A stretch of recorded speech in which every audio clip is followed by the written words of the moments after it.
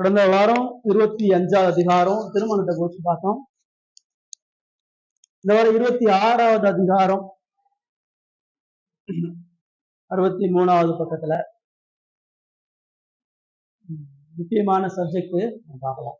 தவாசி அதிகாரம் 26 திருச்சபை. ஆவியின் உள்ளார்ந்த கிரியையும் கிருபையின் சத்தியத்தையும் பொறுத்தளவில் உலகாவிய சபை கண்ணுக்கு புலனாகாததொன்றாகவும் அது திருச்சபையின் தலையாகிய கிறிஸ்துவுக்குள் முன் பிறப்பித்தவர்களும் தற்போதிருக்கிறவர்களும் இனி பிறக்கப் போகிறவர்களும் ஆகிய தெரிந்து கொள்ளப்பட்டவர்களின் முழு எண்ணிக்கையையும் தன்னுள் கொண்டுள்ளது. அது நமக்கு ரொம்ப அடிப்படையா புரிய வேண்டிய விஷயம் என்னன்னா, இது சர்ச்சா இல்லையா? எப்படி சர்ச்சு? 3 பேர் இருந்தாலும் சபை தான், 2 பேர் இருந்தாலும் சபை தான். ஆனா ஏசு என்ன சொல்றாரு? என் நாமத்து நிமித்தம் 2-3 பேர் எங்க புரியுங்களோ அங்க நான் இருக்கேன். இந்த சபையில 2 பேர் தான் இருக்கிறாங்கனாலும் அது பரலோக அது சர்ச்சா தான். சர்ச்சுன்றது பில்டிங் கிடையாது. அவங்க சொன்ன மாதிரி நிறைய இடத்துல சர்ச்சு திருச்சபைன்னு போட்டாதான் அந்த சர்ச்சு நினைக்கிறேன். நீங்க கட்டடம் கட்டி 1000 பேர் வச்சாலும் சர்ச்சு கிடையாது. நீ வெளிப்பிரகாரமா பாக்குற கட்டடமும் அதுல இருக்கக்கூடிய லட்சக்கணக்கான மக்களுமே சபை கிடையாது. சபன் வேதம் நமக்கு தெளிவா சொல்லும் போது என்ன சொல்லுது? ஆவியின் உள்ளார்ந்த கிரியைன்னு சொல்லுது. கிறிஸ்தவர்களா கூடியிருக்கிறது சபை கிடையாது. கிறிஸ்தவ பேரை வச்சு கூட்டிட்டு இருக்கிறது சபை கிடையாது. உண்மையாகவே ஆத்துமாவில மறுபிறப்பு அடையப்பட்ட மனிதர்களுடைய கூடுதலா சபை. என்னுடைய உள்ளான இருதயத்துல பசுத்த ஆவியானவர் மறுபிறப்பு கொடுத்திருந்தா மட்டும்தான் நான் சபையில இணைய முடியும். அப்ப சபைன்னு வேதம் சொல்லும் போது எல்லாமே அது ஸ்பிரிச்சுவல் டேர்ம்ல தான் சொல்லுது. நீங்க இந்த சர்ச்சில் ஞானஸ்தானம் எடுத்து அங்க மெம்பரை அணையலாம், ஆனா நீங்க சபையில் அணையாம இருக்க முடியும். இங்கன்னா அவங்க திருவிருந்து கொடுத்து அங்கத்துவம் வச்சுக்கலாம். ஆனா பரலோக சபையில நீங்க என்ன பண்ணீங்கன்னா, சத்திய சபையில இருந்தாலும் வருஷக்கணக்கா நீங்க போனாலும் விருந்து எடுத்தாலும் ஞானஸ்தானம் எடுத்தாலும் உங்களுக்கு பரலோகம் கேரண்டி கிடையாது. அதே சமயத்துல நீங்க சபைக்கு வராம, நல்லா புரிஞ்சுக்கோங்க, சபைக்கே நீங்க வராம நீங்க ஞானஸ்தானம் எடுக்காம திருவிருந்து எடுக்காம இந்த மாதிரி கட்டடத்துக்கே போகாம பரலோகம் போக முடியுமா? எப்படி போலாம்?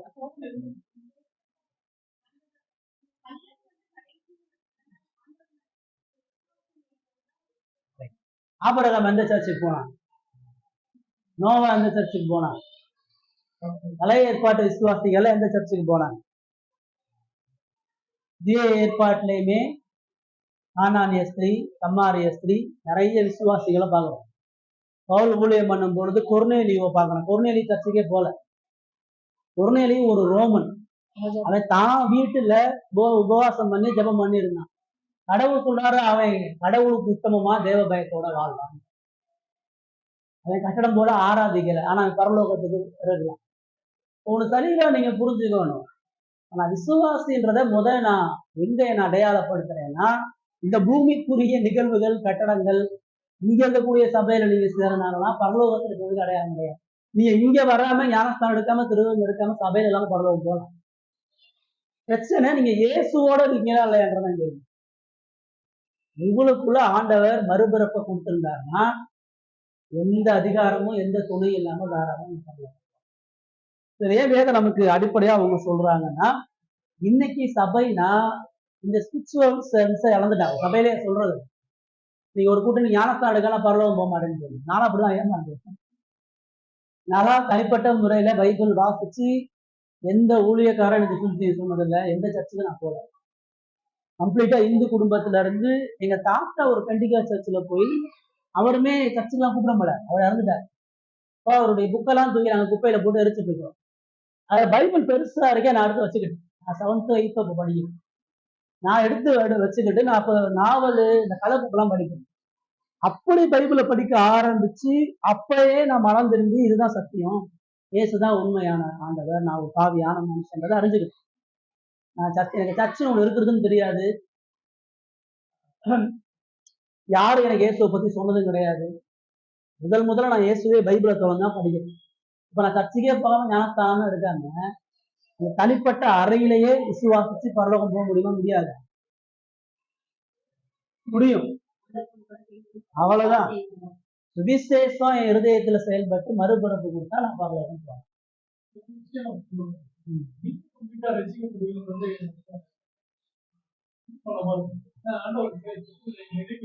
நிறைவேறி இருக்குது.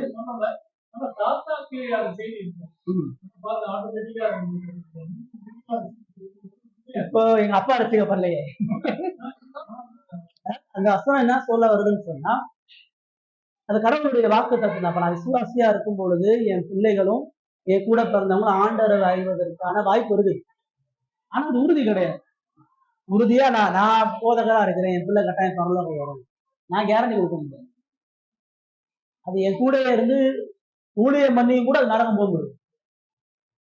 உண்மையான சத்தியத்தை பல வருஷம் கேட்டும் ஒரு பெரிய புகழ்பெற்ற போதகருக்கு மகனா இருந்தும் அநேக பைபிள் வசனங்களை மனப்பாடம் பண்ணி இறையியல் பட்டங்கள்லாம் பெற்று 1000 சபையை நாட்டி கூட நரகத்துக்கு போக முடியும், பரலோகத்துக்கு போகாம இருக்க முடியும்.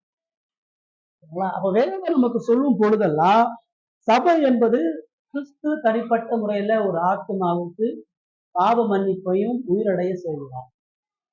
அதுல இணைக்கப்பட்டவர்கள் உள்ளூர் சபையில். அதை நம்ம பின்பகுதியில பார்க்கிறோம். முதல்ல அது நமக்கு தெரியும். இப்ப நான் சபையோட இணைஞ்சிருக்கிறேன் அப்படின்னு சொன்னா கட்டடத்தோடையோ மக்களோடையோ ஒரு புகழ் பெற்ற இடத்தோடய நான் சேர்ந்துருவேன். நான் முதல்ல இயேசுவோட இணைஞ்சிருக்கிறேன். இயேசுவோட இணையறதுதான் சபை. எனக்கு அதுதான் ரொம்ப அவசியமானது. மக்கள் என்னை அங்கீகரிக்காம இருக்கலாம், மக்கள் என்ன கிறிஸ்தவன் இல்லைன்னு சொல்லாம இருக்கலாம், அது அவசியம் கிடையாது. நான் அங்கீகரிக்கும். இப்ப பாரம்பரிய சபைகள் சிஎஸ்ஐல லுத்தரன்ல என்ன நடக்குது? எங்க அப்பா கிறிஸ்டியனு, நானும் கிறிஸ்டியனு, நான் அப்ப பரலோகம் போய் தான் ஆவேன் நினைக்கிறேன். நான் சர்ச்சுக்கு போறேன், டெய்லி பைபிள் வாசிக்கிறேன், ஜெபம் பண்றேன், காணிக்கை பண்றேன், இத்தனை வருஷம் நான் ஊழியம் பண்ணியிருக்கிறேன், நான் இத்தனை கிராமத்துல கிராம ஊழியம் பண்ணிருக்கிறேன், இவ்வளவு பேருக்கு அடையாளங்களை கொடுத்துருக்கிறேன், இவ்வளவு பேருக்கு நன்மை செஞ்சிருக்கிறேன், அப்படியே செஞ்சும் நரகத்துக்கு போக முடியும். யூதாசு எங்க யாரு கூட இருந்தா? இயேசு கூட இருக்கிறான். யூதாசு அற்புதம் பண்ணா, யூதாசு பிசாசை துரத்துனா, எல்லா அடையாளங்களும் யூதாசுடைய வாழ்க்கையில இருந்துச்சு. எல்லாரும் வேலையை விட்டவன் தான் யூதாசு. வேலையை விட்டு குடும்பத்தை விட்டவன் தான். யூதாசுடைய ரட்சிப்பை வெளியில இருந்து நீங்க கேள்வி கேட்கவே முடியாது. எல்லா தகுதியும் இருந்துச்சு. பரிசுத்த கடவுளோட 3 வருஷம் ஊழியத்துல வாசமா இருக்கிறான். அப்போஸ்தலர்களோட ஐக்கியப்பட்டிருக்கிறான். ஆனா பரலோகம் போலே அது அவிசுவாசம் யாரு கண்டுபிடிச்சாங்க? வாழும் பொழுது யாருமே கண்டுபிடிக்கல.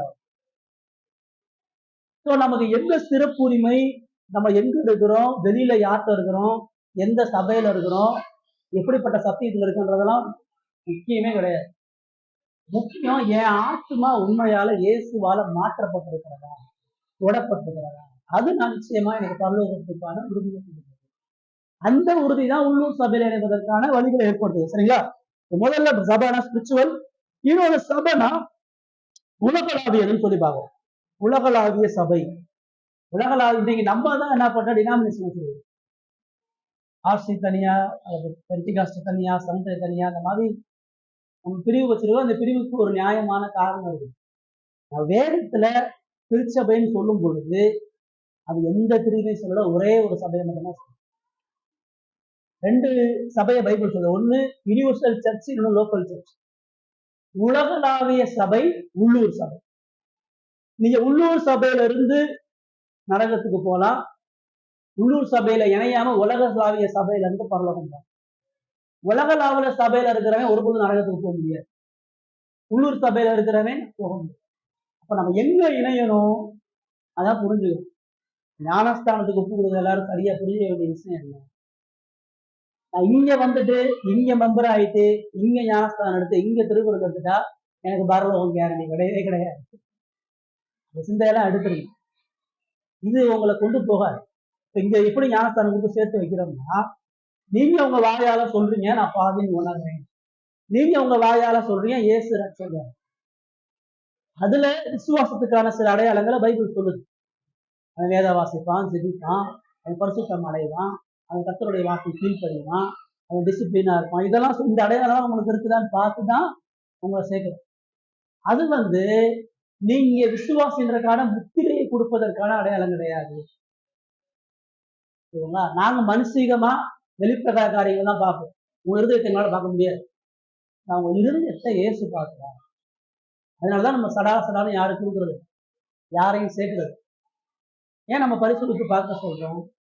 இன்னைக்கு ஒரு வர்றாரு, அவர் சொல்றாரு நான் ஆண்டவரை விசுவாசிக்கிறேன், ரட்சிக்கப்படுறேன், நான் அவருக்கு ஞானஸ்தானம் கொடுக்குறேன்.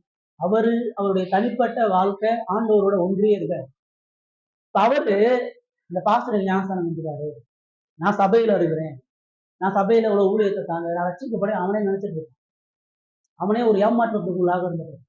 அதை நம்ம செய்யக்கூடாது. இது ஆத்ம விஷயம், இது நித்திய விஷயம். அதனால மிகுந்த ஜாக்கிரதையா ஆராய்ஞ்சு பரிசோதித்து புடமிட்டுதான் நம்ம சேர்க்கணும். ஏன்னா கடவுளுக்கு நம்ம கணக்கு கொடுக்கணும். இவருடைய தனிப்பட்ட வாழ்க்கை தெரியாம, இவருடைய குடும்பம் தெரியாம, இவர் என்ன செய்யறாருன்னு தெரியாம நான் இவரை எப்படி இங்க சேர்க்கிறேன்? அப்ப இவருடைய குடும்பத்துல ஒழுங்கா இருக்கிறாரா, இவர் மற்ற உறவுகள்ல ஒழுங்கா இருக்கிறாரா, இவர் வார்த்தை தவறாம இருக்கிறாரா, இவருக்குள்ள உண்மையா குறித்து செயல்படுகிறாருன்னு சபையும் பார்க்கணும். அதான் பொறுப்பு. அப்படிப்பட்ட நபரை தான் நம்ம செய்யணும். மற்ற சபைகள் அதெல்லாம் பார்க்க மாட்டாங்க.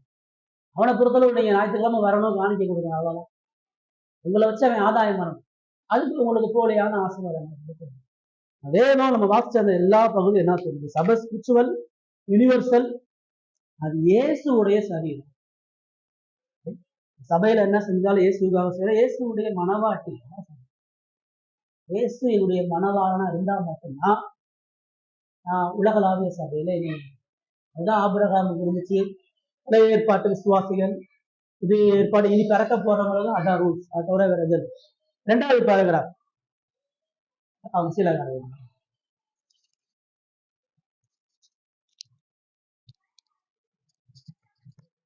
உலகில் காணப்படும் எல்லா தூய இல்லக்கா 2வது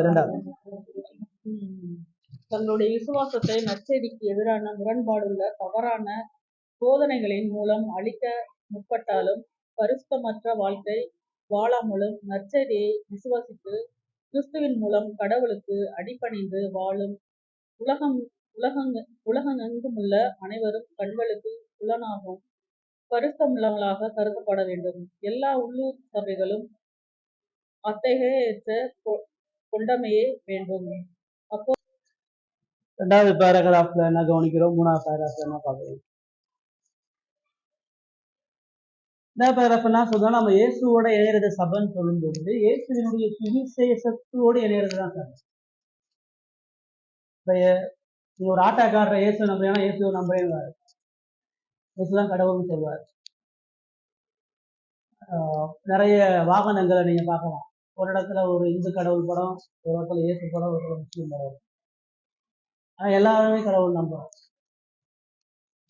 சில பேர் கிறிஸ்தவர்களை பார்த்தாலும் இயேசுதான் உண்மையான கடவுள்னு சொல்லுவாங்க. இயேசு உண்மையான கடவுள்னு சொல்றாங்க. இயேசு பாவங்களுக்காக மரித்திருக்கிறாருன்னு சொல்றாங்க. இயேசுவை குறித்தானே இப்ப கண்ணதாசன் பாத்தீங்கன்னா இயேசு காவியன்னு ஒரு புக் எழுதினார். கண்ணதாசன் ஒரு இந்து, ஆனா இயேசுடைய வாழ்க்கையை இயேசுவை புகழ்ந்து எழுதியிருக்கார். ரட்சணிய யாத்திரைன்னு ஒரு புத்தகம். நிறைய எழுத்தாளர்கள், ஒரு ரைட்டர்லாம் எப்பயுமே சிலுவை மட்டுமே எழுதுவார். ஹிஸ்டாரியன், அவங்க வரலாற்று ஆசிரியர். அவங்களும் இயேசு நம்புறேன்னு தான் சொல்றாங்க. என்ன பண்ணீங்க? 7th டே, லூத்தரன், ஆர்சி, எங்க போனாலும் நாங்களும் இயேசுவை தான் கும்பிடுறோம், நாங்களும் இயேசுவை தான் விசுவாசிக்கிறோம், நாங்களும் அவருடைய சபை தான். ரோமன் கத்தோலிக்க நாங்க தான் தாய் சபை, எந்த சொல்லுது நாங்க தான் ஆவிக்குரிய சபை. ஆளாளுக்கு சொல்லுது நாங்க தான் ஆதி காலத்துல இருந்து கிறிஸ்டியனா இருக்கோம். யார் யாரெல்லாம் இயேசுவோட அடையாளப்படுத்துறாங்களோ எல்லாரும் இயேசுடைய சபைய. அவங்க சொல்றாங்க ஒரே கடவுள் தான், நம்ம தான் பிரிஞ்சிருக்கிறோம், நீங்க வணங்குற இயேசுவை தான் நாங்களும் வணங்குறோம். 2வது பேராகிராஃப் நமக்கு என்ன சொல்லுதுன்னா, நீ இயேசுவோட இணைந்திருக்குன்னு சொன்னா இயேசு சொல்லிய நற்செய்தியோட உன்னை இணைத்திருக்கிற. இயேசு எதை போதிச்சாரோ, இயேசு எதை சுவிசேஷம் மக்களுக்கு சொன்னாரோ அந்த சுவிசேஷத்துக்கு அடிப்படையில கட்டப்பட்ட சபை. இயேசு பேதுருட்ட சொல்றாரு, நான் என் சபையை கட்டுவேன். சபையை நான் கட்ட முடியுமா? நீங்க கட்ட முடியுமா? அவரு தான் சபையை கட்டுறேன்றார். நம்ம ஆட்களை சேர்க்கலாம், கூட்டத்தை சேர்க்கலாம், சபையை கட்ட முடியாது. அநேக ஜனங்களுக்கு ஒரு பைபிள் கொடுக்கலாம், அநேக ஜனங்களுக்கு இறையேசுக்கு வகுப்பு கொடுக்கலாம். ஆனா உண்மையான சுவிசேஷத்தையும் கிறிஸ்துவையும் நம்ம காட்ட முடியாது. சபையை அவர் எப்படி கட்டுறாருன்னா சுவிசேஷ போதனைகளை கட்டுறார். அப்ப இயேசுவினுடைய நற்செய்திக்கு முரண்பாடு இருக்கக்கூடிய இடத்துல இருந்து கொண்டு நான் சபையில இருக்கேன்னு சொல்ல முடியாது. நிறைய மக்களுக்கு பைபிள் தான் சொல்லுதுன்னு தெரியும், அவங்க சபையில அது இல்லைன்னு தெரியும், ஆனா அங்கதான் இருக்கும். இதுதாங்க சத்தியம், இங்க இது இல்லைதான். எந்த சபையில குறை இல்லை, எல்லா சபையில குறை இருக்கு, அது மாதிரி இதுவும் குறை இருக்கணும். அவர் போதகர் தப்பானவர், அவர் அநேக பாவ வழிகள் இருக்காருன்னு தெரியும், ஆனால் அங்கதான் போவான். அவங்க இயேசுவோட சிந்தித்தவர், அவங்க சபையே கிடையாது. அப்ப அவன் மனிதனுக்காண்டி போறான், பாரம்பரியத்துக்காண்டி போறான். ஏன்னா காலங்காலமா நாங்க சிஎஸ்ஐல தான் இருக்கிறோம், நாங்க எப்படி மாறி வர்றது, இவ்வளவு நாள் நாங்க ஒரு நம்பிக்கையில இருக்கிறோம், அதுல இருந்து இப்ப வெளியே வர்றது. அப்ப அவனுக்கு இயேசுனுடைய உபதேசமும் பிரதானமா தெரியல, அவனுக்கு வெளிப்புற பாரம்பரியமும் மனிதர்களுடைய அங்கீகரிப்பு பிரதானமா தெரியல.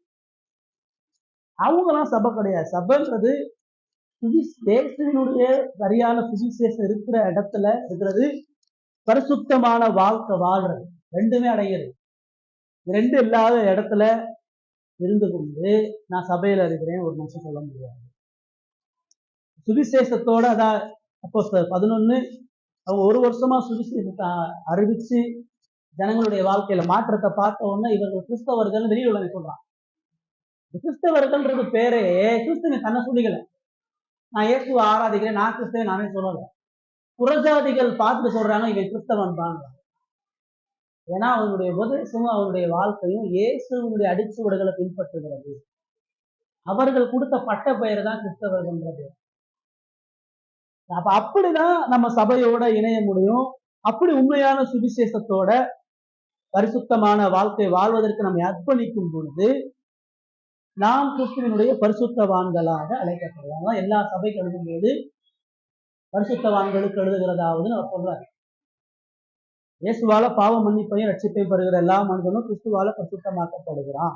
அப்படிதான் சபை கட்டமைக்கப்படும். உங்க சுவிசேஷத்தை எல்லாத்தையும் ஏத்துக்கிறேன், ஆனாலும் எனக்கு அந்நிய பாஷை மேல நம்பிக்கை இருக்குது. நீங்க சொல்ற சுவிசேஷம் சரிதான், ஆனாலும் வாக்கு தத்தங்களும் தீர்க்க தரிசனத்தை குறித்து என்னுடைய புரிதல் இன்னும் உண்மையா இருக்குன்றவங்க நம்ம சேர்க்க போறது. அதனாலதான் நம்ம ஞானஸ்தானத்தில் இருக்கும்போது அங்கத்தில் இருக்கும்போது இந்த சபை வெளிப்படுத்துகிற இந்த வேத போதனையில உனக்கு நம்பிக்கை இருந்தா மட்டும்தான் நீங்க சொல்லணும். உன்னுடைய பாரம்பரியம் நம்பிக்கை நீ கற்றுக்கொண்டிருக்க எந்த தவறான போதனையோட இதுல இணைய முடியாது. நான் இயேசுவே தன்னுடைய சீசர்களை பிரித்து எடுக்கிறார். அவர்கள் பரிசேயர்களுக்கும் இயேசுக்கும் ஊழியம் பண்ண முடியாது, உலகத்துக்கும் எனக்கு ஊழியம் பண்ண முடியாது, ரெண்டு எஜமானுக்கு ஊழியம் பண்ண முடியாது. ஒன்று இந்த பக்கம் நெல்லு, அது அந்த பக்கம் நெல்லு. சிலர் இங்கே வருவாங்க, அங்கேயும் போவாங்க, இங்கேயும் சத்தியம் கேட்பாங்க, வேற பல அர்த்தங்களுக்கும் போவாங்க. அதெல்லாம் விசுவாசம் அவனுடைய பெய்த்து என்னன்றது நமக்கு தெரியுது. விசுவாசம் எங்க இருக்கிறாங்க. பலதரப்பட்ட போதனைகளை அழைப்புன்றவங்க சபையில இருக்கிறதா முடியாது. இதான் 2வது பேராகிராஃப் சொல்லு. 3வது பேராகிராஃப் நமக்கு என்ன சொல்லுதுன்னா பாருங்க, அப்பொழுது எல்லா தூய சபைகளும் கலவைகளாலும் தவறுகளாலும் பாதிக்கப்பட்ட பொழுதும் அப்படின்னு சொல்லு. இதுதான் என்ன அர்த்தம்? எந்த சபையும் பூரணமான சபை கிடையாது. ஏன்னா பூரணமான மனுஷன் கிடையாது. ஊழியக்காரன்ல இருந்து எல்லாருமே பாவிகள். எல்லா சபைகளையும் பாவங்களும் அறியாமைகளும் பலவீனங்களும் இருக்கு. சச்சரவுகளும் குழப்பங்களும் குடும்பத்தில் இருக்கிற மாதிரி சபையிலையும் இருக்கு. அந்த தூய்மையற்ற தன்மை இருக்கிறனால எல்லா சபையும் தூய்மையற்றதான் நான் எங்க வேணாலும் இருந்திருக்கிறேன்னு சொல்ல முடியாது. அதெல்லாம் அவங்க சொல்லும் பொழுது தூய சபைகளும் கலவைகளாலும் தவறுகளாலும் பாதிக்கப்பட்ட பொழுதும் அவற்றில் சில கிறிஸ்துவ சபைகள் என்று அழைக்கப்பட முடியாதபடிக்கு மேலும் கீழான நிலையை அடைந்து பேய்களின் குடியிருப்பாக உள்ளது சொல்லி சொல்றார். குறைகளும் பலவீனங்களும் கிறிஸ்துவனுடைய சுவிசேஷத்துக்கும் வார்த்தைக்கும் கரைபடுதலை கொண்டு வர சொல்லல. மனித பலவீனங்களும் குறைகளும் தான் இருக்குங்க. வேத அதிகாரம் கட்டாயம் எல்லா இடத்துலயும் இருக்கும். வேதத்துக்கு பதிலா பாரம்பரியம் இருந்தா அதுல சகிச்சுட்டு போக முடியாது. வேதத்துக்கு பெரிய மனிதிக சிந்தனைகள் இருந்தா அதை பொறுத்து கொண்டு போக முடியாது. எல்லா சபைகளும் குறைகளாக இருந்தாலும் மெய்யான சுவிசேஷத்தினாலும் விசுவாசத்தாலும் கிறிஸ்துவனுடைய பெயரை கலங்கப்படுத்தாம இருக்கிறதா உண்மையான சபை. இயேசு அப்படிப்பட்ட சபையை கட்டி கொண்டு இருக்கிறார். அப்போஸ்தலர் இருக்கிற காலத்திலே போலி அப்போஸ்தலர்களை பிசாசு உருவாக்கிட்டான். யார் அப்போஸ்தலன் தெரியாது. ஆதி சபை இருக்கும் பொழுதே அநேக தவறான போதனைகள். இயேசு கடவுளாகவும் இல்லை, மனிதனாகவும் இல்லை. அல்லது இயேசு 100% கடவுளா மட்டுமே வாழ்ந்து போயிட்டாரு, இல்ல அவர் 100% ஒரு நல்ல மனிதனா மட்டுமே வாழ்ந்து போயிட்டாரு, கிறிஸ்துவெல்லாம் கிடையாது. இதெல்லாம் ஆரம்பத்திலே வந்த போதனை. ஆவியானவர் ஒரு சக்தி தான், ஆவியானவர் தேவன் கிடையாது, பாரம்பரியங்களும் சடயங்களும் வேதத்துக்கு இணையானது, எல்லா கள்ள போதனைகளும் ஆரம்பத்துல இருந்து இருக்கு. அப்ப நம்ம நினைக்க கூடாது இயேசு பேரை சொல்ற எல்லாமே நல்ல சபை, பைபிள் வச்சிருக்கிற எல்லா சபையும் ஆண்டவர் அறிந்த சபை நினைக்க கூடாது. இயேசு அவருடைய ராஜ்யத்தை பிசாசுடைய வல்லமைகள் மத்தியில தொடர்ந்து முடிவு பரியந்தம் கட்டுகிறவராக இருக்கிறார். ஆதியில இருந்தே உண்மையான பரிசுத்த சபையை அவர் கட்டி கொண்டு இருக்கிறார். சில பேர் சபைக்கு பூரண சுவிசேஷ சபைன்னு வைப்பாங்க. நாங்க தான் பூரண சபை. இதுல எதுவுமே கிடையாது. நம்மளாம் பூரணமான சபை கிடையாது. நம்ம மற்ற சபைகளை குறை சொல்லும் பொழுது சீர்திருத்த சபைகள் 100% சரி நம்ம சொல்ல வரல.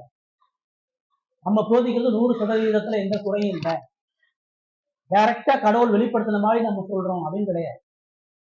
நம்ம இதுலயே சில குறைகளை பார்த்தோம். உங்களுக்கு தெரியும், பிறந்த குழந்தைகள் பரலோகம் போகணும்னு இந்த விசுவாச அறிக்கை சொல்லுது, அதை நம்ம நிராகரிக்கிறோம். ஒரு சில விஷயங்கள் இது மனிதர்களால் எழுதப்பட்டனால இதுல சொல்லக்கூடிய எல்லாமே 100% சரியானதாக. ஆனா அடிப்படையா ஒரு மனிதனுடைய ரட்சிப்புக்கும் பரிசுத்த வாழ்க்கைக்கும் பரலோகம் போவதற்கு இது போதுமானது. வேதம் சொல்லப்பட்ட அடிப்படையான சத்தியம் படித்து, வேதம் பராமரித்து, கடவுளுடைய குணாதிசயம், பாவ வீழ்ச்சி, எது மனம் திரும்புதல், எது விசுவாசம், எது நித்திய வாழ்க்கை, சபை எப்படி இயங்கணும், சமுதாயத்தில் எப்படி வாழணும், அதற்கு இது போதும். சரிங்களா? அதான் நம்ம பைபிளுக்கு வெளியே நிறைய புக்ஸ் நம்ம போட்டுக்கிறோம். அந்த புத்தகத்தை படிக்கும் பொழுது அதை முழுமையாக கடவுளுடைய ஏவுதலால கொடுக்கப்படுறதா நம்ம அங்கீகரிக்கணும். ஏன்னா எல்லா புத்தகமும் ஒரு பாவியான மனிதனால எழுதப்படுகிறதுனால அதுல அவர்களை அறியாம சில குறைகள் எழுப்பப்பட்டிருக்கிறது. நிறைய தெய்வீக மனிதர்களும் கூட தவறு பண்ணிட்டாங்க. பேதுருவே பெரிய அப்போஸ்தலன் ஆனதுக்கு அப்புறம் கலாத்திய 2ஆம் அதிகாரத்துல பாத்தீங்கன்னா, கலாத்திய சபைக்கு போகும் பொழுது யூதர்களும் புறஜாதிகளும் சாப்பிடும் பொழுது சேர்ந்து சாப்பிட்டு இருக்கிறான். எருசலேம்ல இருந்து யூதர்கள் வந்த உடனே அந்த புறஜாதிகளை விட்டு பிரிஞ்சு யூதர்களோட சேர்ந்துக்கிட்டான். பவுல் அதை நேரடியா பார்த்து கண்டிக்கிறான். எப்போ? வயசான காலத்துல சபையை நடத்தக்கூடிய பெரிய தலைவனா பேதுரு இருந்து எருசலேம் சபையினுடைய போதகனா இருக்கும் பொழுது புதிதாக ஊழியத்துக்கு வந்த பவுல் பேதுருவை பார்த்து கண்டிக்கிறான். என்னப்பா நீ யூதனா இருந்துட்டு நீ புறஜாதியானோட ஐக்கியப்படாம ஜாதி பாகுபாடுப்பாக அவனை கண்டிக்கிறான். எப்பேற்பட்ட தேவ மனிதனும் தவறு செய்ய முடியும், விலக முடியும். நம்ம புரிஞ்சுக்கணும். சபையை நம்பல, அதாவது சபையினுடைய மக்களை நம்பல, சபையினுடைய ஊழியக்காரன் நம்பல, சபையை உண்டாக்குன இயேசுவை நம்பல. மற்றது எல்லாமே மாறக்கூடியது, மாற்றக்கூடியது. அதனாலதான் நம்ம சபை குறைவுகளோடு பலவீனத்தோடு இருந்தாலும் முடிவு பரியந்தான் இயேசு தான் ஆகியத்தை கட்டுறாங்க. அதுல நமக்கு நம்பிக்கை இருக்கு. எத்தனையோ உபத்திரவங்களை கடந்து இன்னைக்கு ஒரே ஒரு ராஜ்யம் அழியாம இருக்குன்னா இயேசுடைய ராஜ்யம். ரோம சாம்ராஜ்யம், பிரிட்டிஷ் சாம்ராஜ்யம், பிரான்ஸ்ல எத்தனையோ ஹிட்லர் வந்தாரு, நெப்போலியன் போனப்பட்டு வந்தாரு, எல்லாமே அழிஞ்சுட்டாங்க. இயேசு அன்போட சத்தியத்தோட சுவிசேஷத்தோட ராஜ்யத்தை கட்டி கொண்டு அதான் நம்ம போய் சுவிசேஷம் சொல்றோம். அப்போ ஆதாயம் ரைட்டுங்களா? 4வது பேராகிராஃப் அது அவங்களுடைய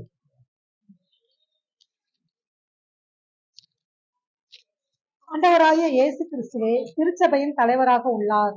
பிதாவின் நியமனத்தின் மூலம் சபையை அழைக்கவும், நிறுவவும், கட்டளையிடவும், ஆளவும் சகல அதிகாரமும் வேறொருவருக்கும் இல்லாத வகையில் இறை ஆண்மையுடன் அவருக்கே தரப்பட்டுள்ளது.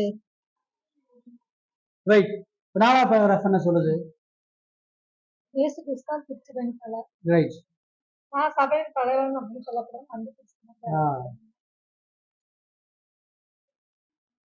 இந்த சபை எப்பயுமே சந்திக்கக்கூடிய ஒரு பெரிய ஆபத்து ஆரம்பத்துல இருந்தே தான். குடும்ப சபையுடைய பிரச்சனையே தான். இந்த குருந்திய நிருபத்தை பார்த்தீங்கன்னா அவங்க எல்லாம் நான் பவுலை சேர்ந்தவன், நான் பேதுருவை சேர்ந்தவன், நான் அப்போலோவை சேர்ந்தவன், நான்லாம் இவங்களுடைய லீடரு, இவங்களுடைய டிசைபிள்ஸ், இவங்களை பின்பற்றுகிறோம். ஒரு சபை என்னைக்கு மனுஷனை முன்னிறுத்துதோ அன்னைக்கு அந்த சபையில கிறிஸ்து வெளியே போயிடுவார். எந்தெந்த சபையில மனித பேர் முதன்மைப்படுத்தப்படுகிறதோ அங்க இயேசு ஒருபோதும். ரோமன் கத்தோலிக்கத்தையே இவங்க ஸ்பெஷலா சொல்றாங்கன்னா இப்படிதான் ரோமன் கத்தோலிக்க ஆரம்பிச்சு. நீங்க ஒவ்வொரு நிருபத்தையும் பார்க்கும் பொழுது அந்த நிருபத்தினுடைய போதகர் யாரும் நமக்கு சொல்லவே இல்லை.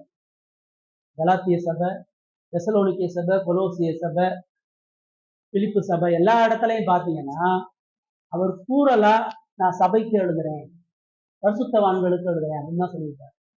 இந்த சபையினுடைய போதகருக்கு இந்த நிருபம் எழுதப்படுது ஒரு நிருபம் கூட. சபையினுடைய பேருமே பார்த்தீங்கன்னா அந்த ஊர் பேர் மட்டும்தான் இருக்கும். கலாத்தியன்றது ஊரு, பிலிப்புன்றது ஊரு, தெசலோனிக்கேன்றது ஊரு. இந்த ஊர் அடையாளப்படுறது தான் அந்த சபைக்கு பேர் வைக்கப்பட்டது. மற்ற எந்த பேரும் இன்னைக்கு தலைகீழா மாறி போச்சு. ரோமன் கத்தோலிக்கம் அது இயேசுவை அணுகிறதுக்கு மக்கள் ஒரு பிரதிநிதி மூலமா தான் அணுக முடியும். பழைய ஏற்பாடுல அந்த ஆசாரியத்துவத்துல மக்கள் ஆசாரியன் மூலமா பலி செலுத்த முடியும், ஆசாரியன் மூலமா தான் கடவுள்கிட்ட மன்னிப்பு பெற முடியும். அது இயேசு கிறிஸ்துவுக்குள்ள முழுமையாக நிறைவேறிட்டுச்சு. ரோமன் கத்தோலிக்கம் அந்த இயேசுனுடைய ஆசாரிய பணியை புறந்தள்ளி இயேசு இருக்க வேண்டிய இடத்துல தன்னை உட்கார வச்சான். ஆயர் சொல்றதான் சரி, போப்பு சொல்றதுதான் கடவுளுடைய வார்த்தை. அதாவது ஒரு பீரியட்ல அந்த ரோமன் கத்தோலிக்கம் எப்படி வளர்ந்துட்டு இருந்துச்சுன்னா, வேதம் சரிதான், ஆனா வேதத்தோட போப்புவினுடைய வார்த்தை அதிகாரம் உடையது. அதுக்கப்புறம் என்னாச்சு, வேதத்துக்கு விட போப்புவினுடைய அதிகாரம் மேலானது. அதுக்கப்புறம் என்னாச்சு, வேதம் ஒண்ணுமே இல்லை, போப்பு சொல்றதா எல்லாம். அதனால ஆர்சியில எப்பயுமே பைபிள் வாசிக்கிறத உற்சாகப்படுத்தவே மாட்டான். அவனும் வாசிக்க மாட்டான், மக்களையும் வாசிக்க விட மாட்டான், மக்களையும் படிக்க விட மாட்டான். வேத அதிகாரத்தை அவர்கள் நம்ப மாட்டாங்க. பாரம்பரிய சடங்கு என்ன சொல்றாங்களோ அதெல்லாம் நம்புவாங்க. பாவ மன்னிப்பு சீட்டு எல்லாமே அப்படிதான் உருவாச்சு. இன்னைக்கு அது புரொட்டஸ்டன்ட் சர்ச்லயே அந்த மாதிரி தான் இருக்கு. தூத்துக்குடியில நான் மோகன் சி மீட்டிங் வைக்கிறாருன்னு சொன்னா அங்க இயேசுடைய பேரோ அல்லது அவர் சார்ந்திருக்கிற அவர் சபையே கிடையாது. இவரெல்லாம் சபையே கிடையாது. இந்த மோகன் சியோ தினகரனோ இந்த பெரிய பெரிய ஆட்கள்லாம் பாத்தீங்கன்னா அவங்க சர்ச்சு கிடையாது. அவங்க நிறுவனத்தை தான் வச்சிருக்கிறாங்க, கம்பெனி நடத்திட்டு இருக்கிறாங்க, கம்பெனியில அவங்க ஓனரா இருக்கிறாங்க. அவ்வளவுதான். அந்த சர்ச்சுக்கு போறப்ப கூட நான் அந்த சபையோட பேரை சொல்ல மாட்டான், இயேசுவோட நான் மோகன் சி சர்ச்சுக்கு போறேன்னு தான் சொன்னேன், நான் திரவன் சபைக்கு போயிட்டு இருக்கேன். எந்த அதனாலதான் நம்ம சபையில ஆரம்பத்துல இந்த லோகோல ரிஃபார்ம் பேப்டிஸ்ட் சர்ச்சின் போட்டு கீழே என் பேரை போட்டுருங்க. அது பாஸ்டருக்கு இருக்கிறான்னு தெரியக்காண்டி போட்டுருங்க. அப்ப அதை ஒருத்தர் சொன்னாரு, உடனே தான் பேர் எடுத்து அதுல திண்டுக்கல் போட்டுட்டு இருக்கோம். ஒரு வருஷமா திண்டுக்கல் நம்ம மாத்திருக்கோம். ஸோ எங்கேயுமே ஒரு ஊழியக்காரனுடைய போதகருடைய பேரோ முக்கியத்துவம் இருக்கக்கூடாது. நம்ம போகும் பொழுது சபையில அந்த சபையில இருக்கக்கூடிய மனிதர்களோ ஊழியம் செய்யவோ முக்கியம் கிடையாது. அவர்களும் நம்ம போல சாதாரண பாவிகள். ஏசு சீசர்கள்ட்ட என்ன சொல்றாரு, உங்கள எவன் பணிவிடைக்காரனா இருக்கிறானோ அவன் தான் முதன்மையா வரதுக்கு வர முடியும். எங்கள யாரு பெரியவன், யாரு கால கழுவுறானோ அவன் தான் பெரியவன். அங்க யாரு போய் யாருமே கால கழுவுல, அதனால அவர் போய் கால கழுவுனார். ஏன்னா நான் தான் அதிகாரம் உடையவன் நிரூபிப்பதற்கு. சபையில எப்பொழுதுமே மனித அதிகாரங்கள் வருவது ஆபத்து. மனித அதிகாரங்கள் இருக்கிற சபையில ஒரு பொழுதும் சபையாக கருதப்பட முடியாது. வரலாறு தோறும் எல்லா டினாமினேஷனும் அந்த சபை தலைவர்களை பிரதானப்படுத்தணும் வீழ்ச்சியை சந்திக்கும். உண்மையான சத்தியம் போதிக்கக்கூடிய சபையில மனிதர்கள் இருக்க மாட்டேங்குது. மனிதனுடைய மேன்மையோ பெருமைக்கோ எந்த இடமும் இல்லை. ஒரு போதகரோ ஒரு மனிதரோ ஒரு சத்தியத்தை சொல்லும் பொழுது அது இயேசு சொல்லியிருக்காரான்னு கவனிக்கும். பவுல் போய் கரையா பட்டணத்துல பிரசங்கம் பண்ணும் பொழுது அதை சொல்றது உண்மையா இல்லையான்றத மக்கள் பைபிளை வாசிதான் நம்புறாங்க. பைபிள் சொன்னதுக்கு அப்புறம் தான் நீ சொல்றது உண்மை நம்புறாங்க. அப்படிதான் ஒவ்வொரு சபையும் இருக்கும்படியா பேசுகிறார். அப்போஸ்தல நிருபங்கள் எழுதக்கூடிய எல்லா ஆலோசனையும் இயேசு சுவிசேஷத்துல சொன்னது. இயேசு சொல்லாத ஒரு வார்த்தையே நிருபங்கள் நீங்க பார்க்கவே முடியாது. அவர் என்ன மாறுறதுக்கு பாரோ அதுதான் ஒரு மையான சபைக்கான அடையாளம். ரைட்? எந்த சபையில மனுஷன் பெருமையா இருக்கிறானோ அந்த சபை நியாய தீர்ப்பு நாள்ல தேவனால அழிக்கப்படும், மனிதனை பின்படுத்தக்கூடிய சபை நியாய தீர்ப்பினால அழிக்கப்படும். சரியா புரிஞ்சுக்கணும், ரைட்? 5வது பேராகிராஃப் கடைசியா வாசனம். ஆண்டவராகிய இயேசு கிறிஸ்து தனக்கு கொடுக்கப்பட்டுள்ள அதிகாரத்தை பயன்படுத்தி வேதாகமத்தில் கொடுக்கப்பட்டுள்ள கட்டளைகளுக்கு கீழ்ப்படிந்து வாழும் முகமாக தேவ பிரசங்கத்தின் மூலமாகவும் தனது ஆவியின் மூலமாகவும் பிதாவினால் தன்னிடம் கொடுக்கப்பட்டுள்ளவர்களை உலகத்திலிருந்து தன்னிடத்தில் அழைத்துக் கொள்கிறார். ரட்சிக்கப்பட்ட ஒவ்வொரு தனி மனிதனையும் கடவுள் உள்ளூர் சபையிலேயே இணைக்கிறாரு. அதான் அங்க சொல்லப்படுறாங்க. நமக்கு ஏன் சபை தேவை? நான் தனிப்பட்ட முறையிலே ஆண்டவர் அறிஞ்சுக்கிறேன், பைபிள்ல இருந்து ஆண்டவர் பேசுறாரு, நான் ரட்சிக்கப்பட்டேன், நான் பரலோகம் போகணும், அப்புறம் எதுக்கு எனக்கு சபை? அதுதான் இங்க சொல்லப்படுகிறது. இயேசு சபைக்கு தன்னுடைய மக்கள் இடத்துல இருக்கக்கூடிய அதிகாரத்தை பயன்படுத்தி அவருடைய உபதேசத்துக்கு கீழ்ப்படிந்து வாழ்வதற்கு பிரசங்கத்தின் மூலமா தான் கடவுள் ஒரு விசுவாசியை பரிசுத்தப்படுத்துகிறார். பிரசங்கத்தின் மூலமா தான் அவர் நித்தியத்துக்கு நேராக கொண்டு வந்து சேர்க்கிறார்.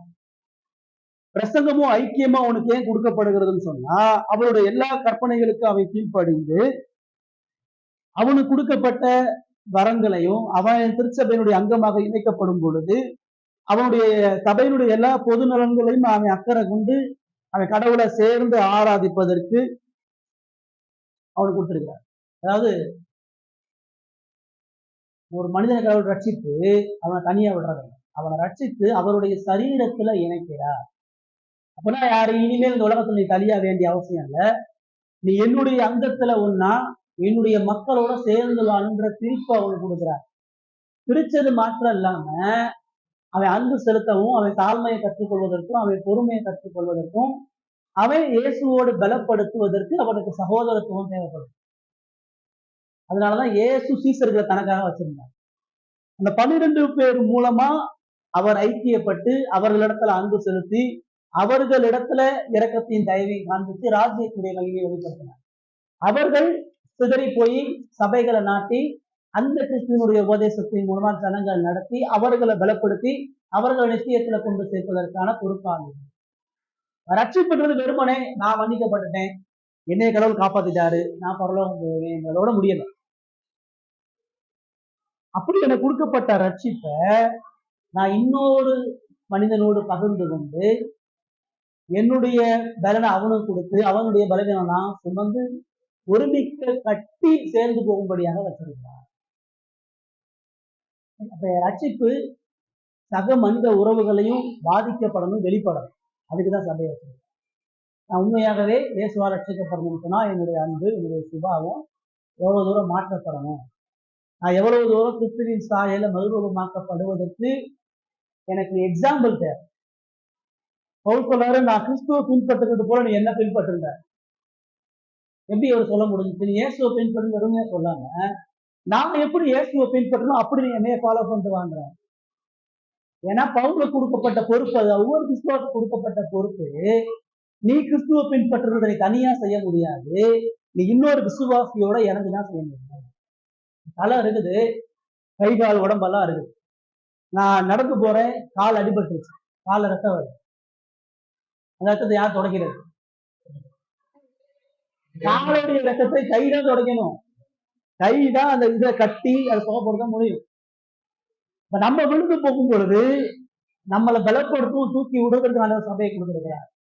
மற்றவர்கள் விழும் பொழுது மற்றவர்களை தூக்கி விடவும் கட்டுவதற்கும் கொடுத்திருக்கிறார். இயேசுவோட இந்த உறவை உறுதிப்படுத்துவதற்கு எனக்கு சபை அவசியம். உள்ளூர் சபையில நான் ஏன் இணைகிறேன்னா, இயேசு எனக்கு கொடுக்கப்பட்ட அன்பையும் மன்னிப்பையும் உறவுகளையும் பலப்படுத்துவதற்காக. உள்ளூர் சபைன்றது என்ன இயேசுக்கு அர்ப்பணிப்பதற்கான ஒரு உறுதிப்பாடு. நான் இராணுவத்துல சேர்றேன், இராணுவத்துல சேர்றதுக்கு முன்னாடி தகுதியை வளர்த்துக்கிறேன், என்னுடைய உடம்பு ஆயத்தப்படுத்துறேன், இராணுவத்துல எப்படி பணி செய்யணும் கத்துக்கிறேன். படிச்சு முடிச்சுட்டு நான் சும்மா இருக்க முடியாது. படிச்சு முடிச்சு தகுதியை வளர்த்துக்கிட்டேன்னா நான் போய் ஜாயின் பண்ணணும். எதுக்கு நான் ஜாயின் பண்றேன்? நான் படிச்சது கத்துக்கிட்டது சரியா, அதை நடைமுறைப்படுத்த முடியுமான்றதுக்காக ஜாயின் பண்றேன். அப்படிதான் கடவுள் எனக்கு மறுபெருக்க கொடுத்து ரட்சிக்கப்பட்டதனுடைய உறுதியை நான் சபையில எப்படி செயல்படுறதன் மூலமாக நான் என்னை உறுதிப்படுத்துகிறேன். உண்மையாகவே இயேசு எனக்குள்ள இருக்கிறாரு, நான் இயேசுக்கு பிரியமா வாழ்ந்துட்டு இருக்கேன்றத மற்றவர்களுக்கு முன்பாக நான் வாழக்கூடிய சாட்சி தான் எனக்கு உறுதியை கொடுக்குது. நான் எவ்வளவு பொறுமை உள்ளவனா, சகையை போய் ஆண்டவர் சந்திக்கிறார் காட்டத்தி மரத்துல. அவன் போய் மேல நிற்கிறான், சந்திக்கிறார். ஆண்டவர் அவனை பார்த்து இன்னைக்கு நான் அவன் வீட்டுல தங்கணும்ன்றார். அது அங்கேயே மனம் தெரிஞ்சுட்டான். அவன் ஒரு ஆயக்காரனுக்கு தலைவன், ஒரு பெரிய பண வசதி கிடைச்சாங்க. ஆனா கூட்டத்துல இயேசுவை தேடி வர்றான். அவனுக்கு வியாதி கிடையாது, அவனுக்கு குடும்ப பிரச்சனை கிடையாது, அவனுக்கு எந்த தேவையுமே இல்லை. ஆனா ஏன் இயேசுட்ட வர்றான்? அவனுடைய ஆத்மாவினுடைய வெறுமை, அவனுடைய இருதயத்தினுடைய குமுறல், மீட்புக்காக அவன் அலைஞ்சி அதை இயேசுவை நோக்கி பார்க்கறான். இயேசுவை குறித்து கேள்விப்பட்டு சுவிசேஷத்தை அறிஞ்சு அவன்கிட்ட வர்றான். இயேசு அவனை பார்த்து இன்னைக்கு நான் உன் வீட்டுக்கு வரேன், அது அங்கேயே உடையிறான். ஏன்னா அவன் வீட்டுக்கு இது வரைக்கும் எவனும் போன முடியாது. ஆயக்காரன் வீட்டுக்கு யாரும் போக மாட்டான், ஒதுக்கப்பட்ட. தேவன் அவனுடைய வீட்டுல போய் அவங்களோட உட்காந்து சாப்பிடுறான். அந்த உறவு வெறும் சகையுக்கும் இயேசுக்கு மாற்ற முடியல. இயேசு சொல்றாரு, வீட்டுல போய் சாப்பிட்டு இவன் ஆபிரகாமின் குமாரன் சொல்லல.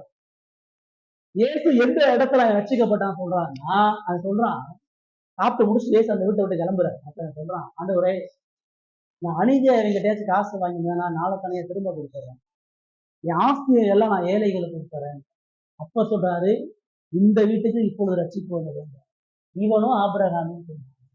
ஏன்னா அந்த விசுவாசம் எப்போ வெளிப்படுகிறது, கிறிஸ்து அவனுக்கு கொடுத்த மன்னிப்பையும் அன்பையும் எப்போ இன்னொருத்தவங்க கூட்டி வழங்குறானோ அப்பதான் அவனுடைய ரட்சிப்பை இயேசு உறுதிப்படுத்துறாரு.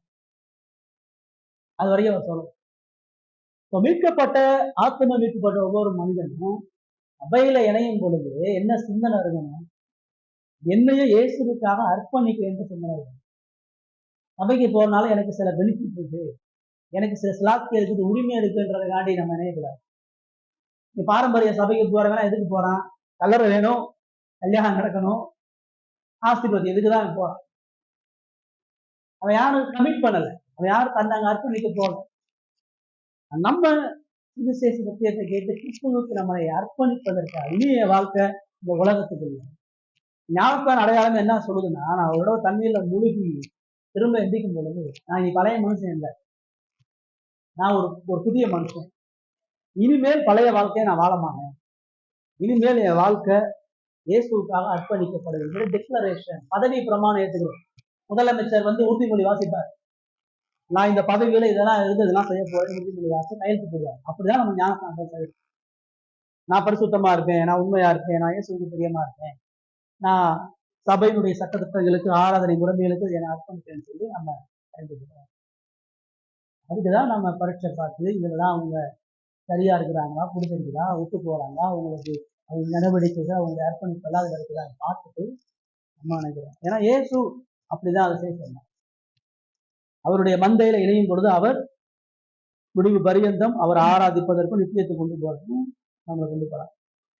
இது எது கேள்விகள் சந்தேகம் இருந்தா நீ கேட்கலாம், அதெல்லாம் நம்ம முடிக்கலாம். இன்னும் 15 பாயிண்ட் சர்ச்சை குறித்து நிறைய அதில் பேசியிருக்கிறாங்க. ரைட், 5 பாயிண்ட் பார்க்குற. 1, சபை உலகளாவியது, அது ஆவிக்குரியது. 2, சபை சுவிசேஷத்தினால கட்டப்பட்டு இணைக்கப்படுகிறதா சபை. 3, சபை பூர்ணமானதில்லை, அது குறைவுள்ளதுதான். 4, சபையில மனித அதிகாரம் கிடையாது, கிறிஸ்துவனுடைய அதிகாரம் தான். 5, சபை கிறிஸ்துவோடு ஐக்கியப்படுவதற்கும் விசுவாசத்தினுடைய உறுதியை வெளிப்படுத்துவதற்குமாக கிறிஸ்துவால ஏற்படுத்தப்பட்டது.